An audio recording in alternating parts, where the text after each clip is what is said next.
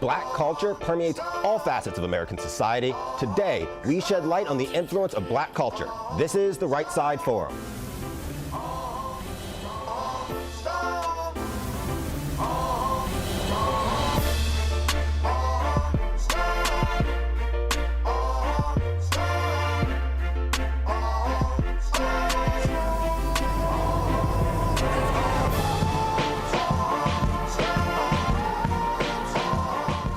Welcome to the Right Side Forum. I'm Raphael Williams, in for Armstrong Williams. Today, we're going to discuss the impact that black culture has had on America. From entertainment to politics, black culture has greatly influenced American culture. And joining me today to discuss, Robert Epps, business manager at Asurion, Wendy Osefo, professor at Goucher College, and Latifah Johnson, curriculum learning leader and English teacher in Arlington Public Schools. Thank you for joining me today. So we were discussing before we even went on air tonight that black culture is everywhere, and a lot of times it's appropriated without people even realizing they're doing it or without giving credit to black people. And I think we started by discussing jazz. So Robert, you lit up in the face when I mentioned jazz. So give me an example of how jazz has influenced and what influence it has and how it still influences us today.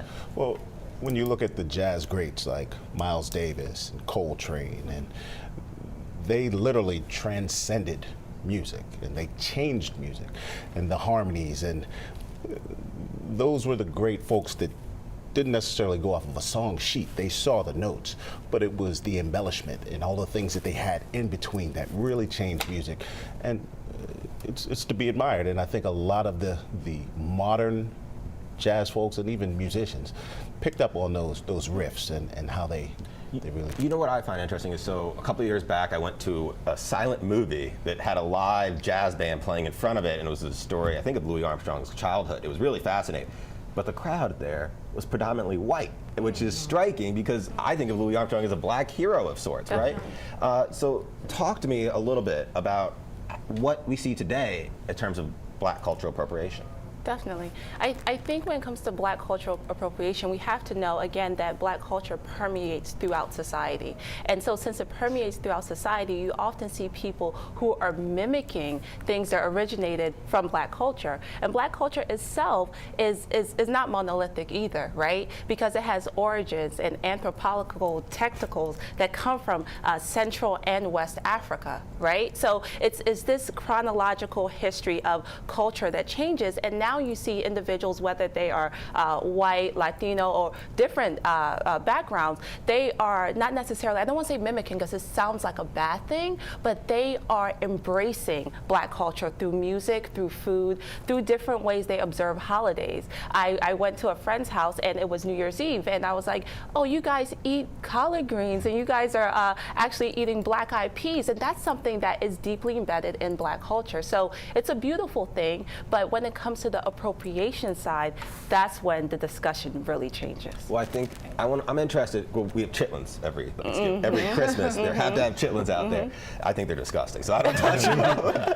But I'm interested to see how you see in high school every day whether there's even differences between black culture or if it is mainstream at this point. It is. So I'm in middle school. Oh, so sorry. It's okay. Even in middle school, and the students, they range from, I would say, 11 to 14, 15, depending, and they are very much so embracing black culture. The funny thing is, when we talk about in their embracing our culture and the way traditionally we dance and the things that we do and the way that dress, they are not seeing it as oh, this is just for black people. They are seeing this as this is a part of American culture. But as we stated, then the credit to black people, when we go back and we talk about that, they're not. I think that while they do embrace it, they do not know where it comes from. Right. Well, I mean, so I think that an interesting thing I see is Iggy Azalea, right, oftentimes catches heat for stealing or appropriating black culture. But is that not what we should encourage black culture to be everywhere? Or how do you see this? Robert, I'm interested because it's obviously a broad conversation to be having. Yeah. Well, Iggy Azalea, she's in a difficult space being in the rap industry and rap being having its origins and predominantly black, but she has a right to make money. She has a right to be in that business, and that's like saying the antithesis is a black opera singer not supposed to sing opera. But when we really look at it, the appropriation is not a bad thing, and you brought up a good point. It's supposed to transcend, because as people get into different areas and different cultures and to different things like that, then it gives us those commonalities and allows us to meld together as a people. And I think, if I can add to that, I think it's supposed to transcend, but I also think it's supposed to be authentic. And that's the key word, right? So oftentimes we look at Iggy Azalea and we talk about what she's done, but then you see people who bring up the likes of Eminem. When you see Eminem as a rapper, he is Eminem as a rapper, and then he's Eminem as a person, right? But Iggy Azalea, we see the code switching once she starts rapping, right? As opposed to when she is offset, so to speak. And I think that's where some of the problem comes from. If that's what you are, and if that's where you come from, if that's what you grew up with, by all means embrace it, right? Who judges authenticity? Oh. I think that the problem also arises. I think we're going to have to discuss that next segment, but continue. But I think the problem also arises when you have things like where we want to be recognized for the things that we do as a culture and our craft, and you have people that have been honing their craft for years and years and years, and then you have someone who may not be authentic, as stated, who win a best rapper award or a best this or a best that award, and they are given credit, whereas you have others who have been doing this for a very long time, and this has been who they are. But doesn't that, I think that's where at times people feel. But just to interject here, I mean, look, you have Kobe Bryant, and just because Kobe Bryant's been playing basketball since he was a kid and he's 40 years old now, doesn't mean that John Wall can't go to the All-Star game too, because he's been playing for a less amount of time. The amount of time you practice something doesn't necessarily mean that makes you authentic. You know, somebody can pick it up quickly and be at a world elite level. Right. No, I agree, but I think when you were stating that when you switch it on and off. We got to come back, but I want to continue this conversation. Definitely. And so after the bump, stay tuned, because this is a heated conversation that's just going to get more interesting.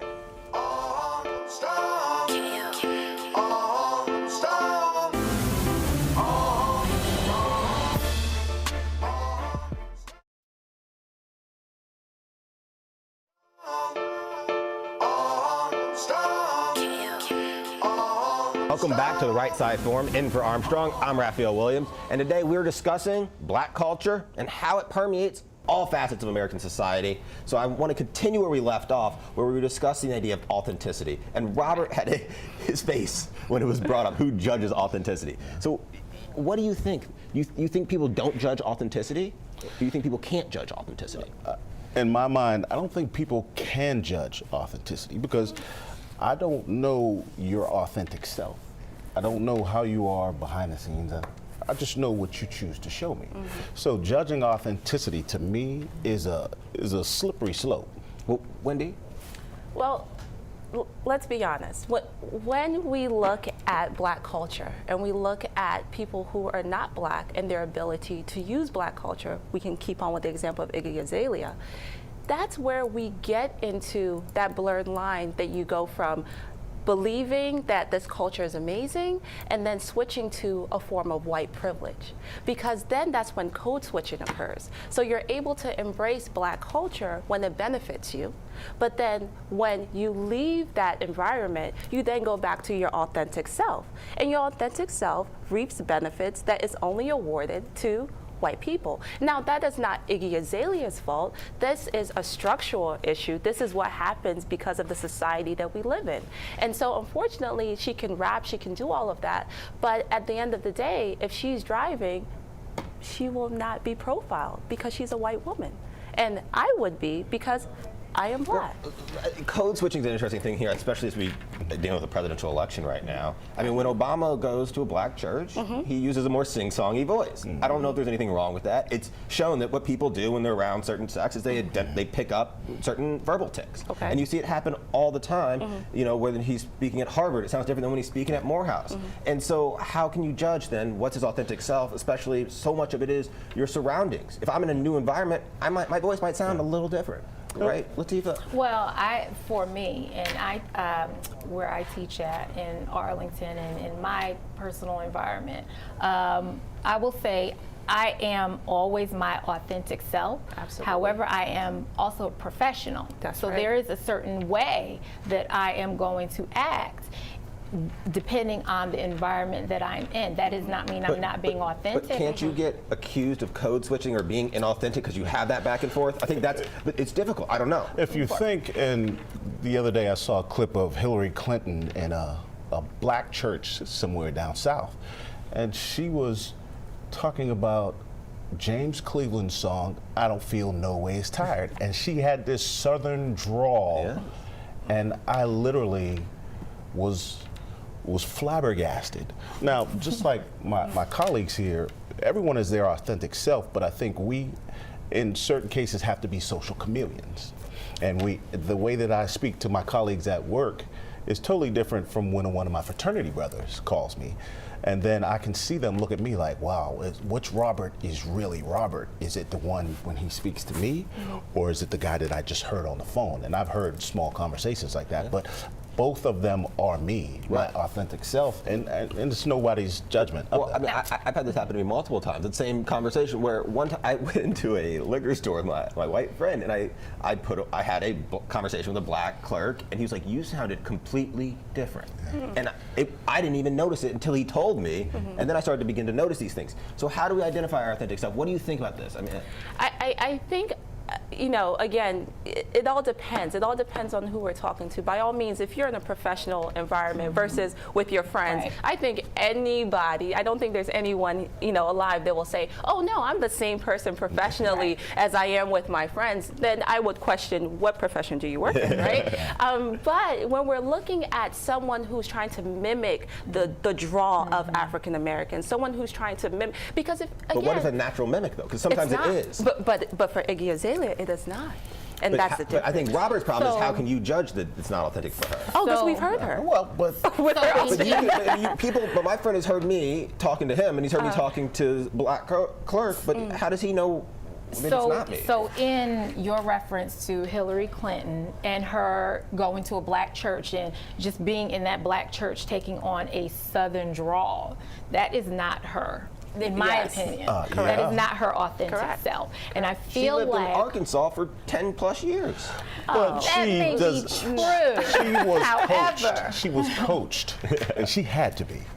I mean, you pick up ticks of where you live in your communities, and so if you move me into Arkansas for 20 years, I'm sure I'd develop a little bit of a drawl. And then you move me back to DC, I could probably come to DC and have a conversation and sound like I do today. Is that me being inauthentic to myself, though? I think black culture is more than the way you talk. Yes, black that is culture is the heartbeat of black families. It serves as the bedrock and the foundation of why we are the people we are today. So we have to be respectful of that. And I think that's where the difference comes in. I don't think any of us, the examples personally that we've given have been offensive, right? And I think that that's where the line is drawn. Once you become offensive and you start to not respect the culture, respect its origins and why it is the way it is, then that's when it's like you are now appropriating the culture, and that's the difference, you know. And I'll say that Very well said. I see so many just children wanting to just be associated with black culture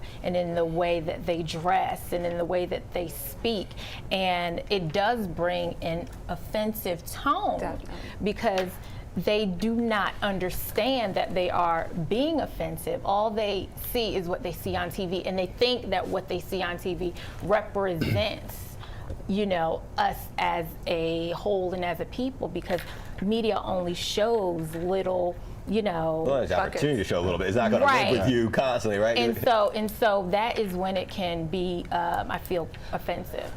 And I looked at shows like America's Best Dance Crew, and Yeah. it used to be when I was coming up that, and I don't want to be offensive here, but white people couldn't dance. But now you've got white dance crews, Asian dance crews coming out to hip hop. And Wait a minute. I want to have this conversation in a minute. We're going to talk about commonalities when we come back after commercial. But thanks for joining us. This is the Right Side Forum. We'll be right back.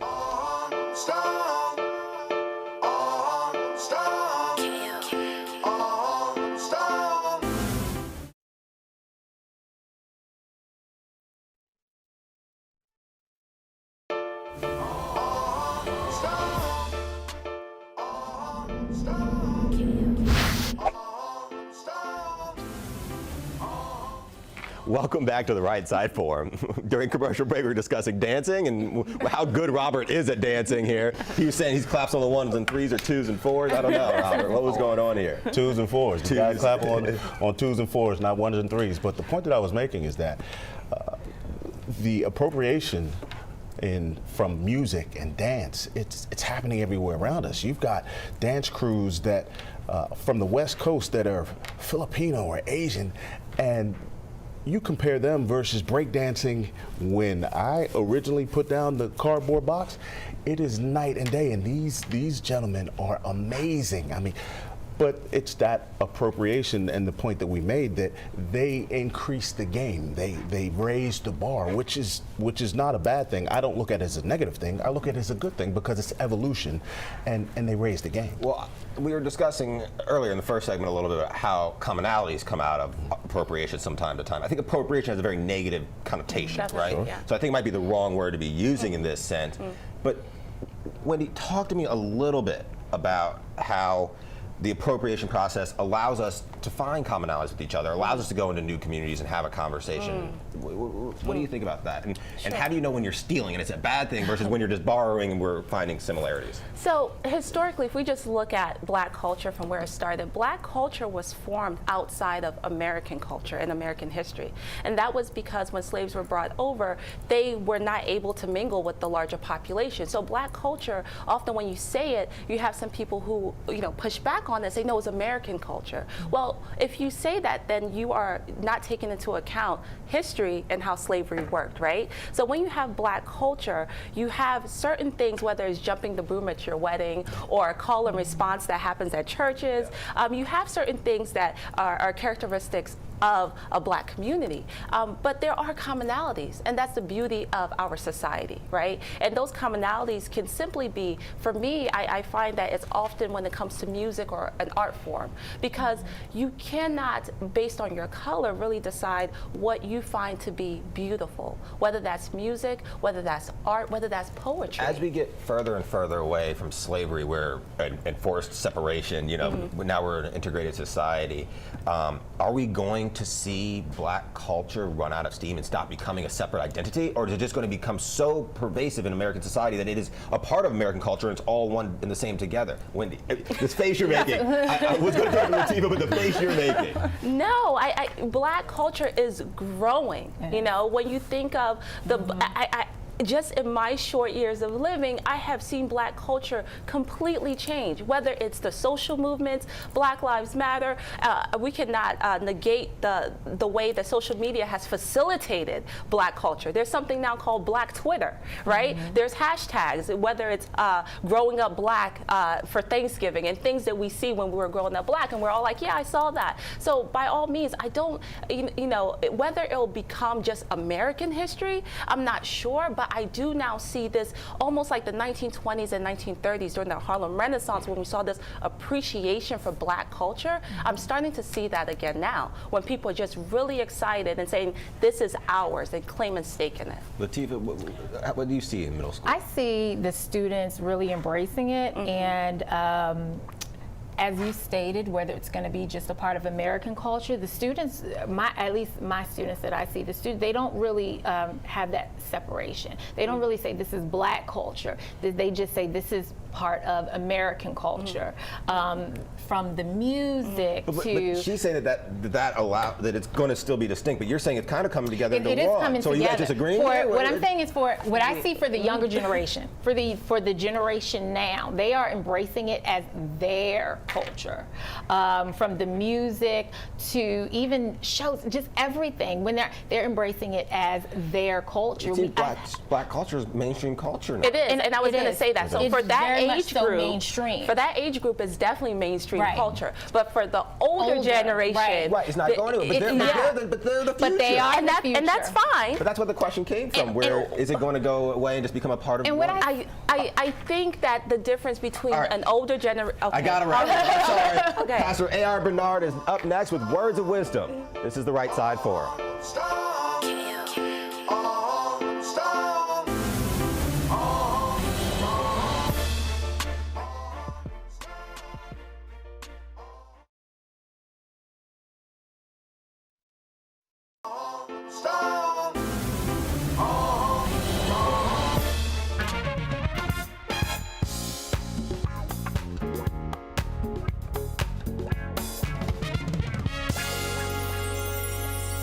Our legacy is the impact that our life and work has on those we leave behind and the world that we had an opportunity to contribute to.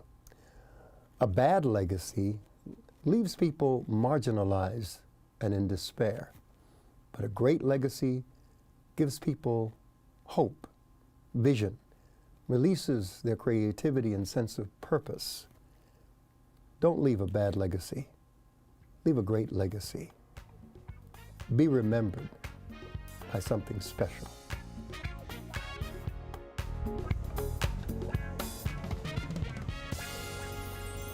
I'm Raphael Williams.